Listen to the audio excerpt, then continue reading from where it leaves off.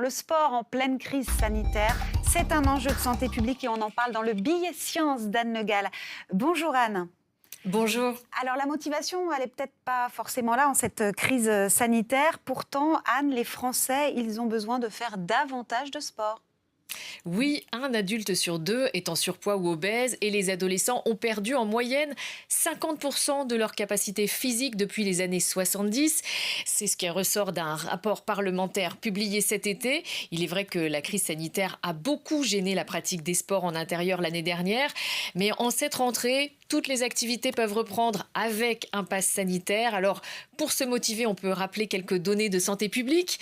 D'abord, 30 minutes d'activité modérée par jour réduit le risque d'accident vasculaire de 30%. Faire du sport, ça permet aussi à tout âge de réduire les risques de diabète, de survenue de certains cancers comme celui du sein, de la prostate, du côlon.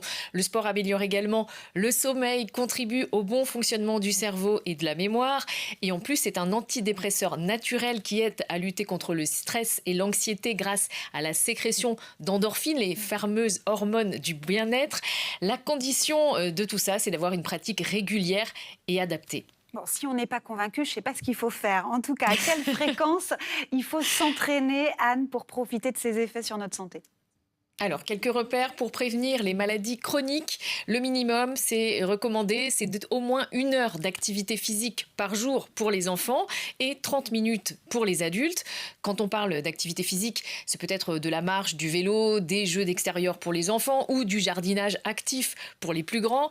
Ça, c'est pour s'entretenir physiquement. Et ensuite, pour le sport, pour qu'il soit protecteur pour le système vasculaire, il faut une activité qui demande de consommer plus d'oxygène qu'au repos, donc qui essouffle un petit peu, par exemple une demi-heure de course ou de vélo d'appartement 2-3 fois par semaine ou un sport collectif en club.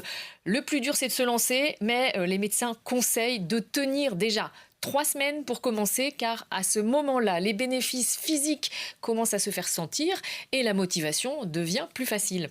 Et on peut faire du sport jusqu'à quel âge alors ?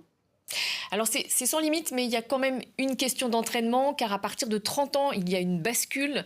On perd 5 à 10% de capacité respiratoire tous les 10 ans. Et après 40 ans, il est conseillé de voir un médecin quand même avant de reprendre une activité sportive un peu intense. Merci Anne Le Gall pour tous vos conseils. Je vais essayer de m'y remettre là ce week-end. Vous aussi ?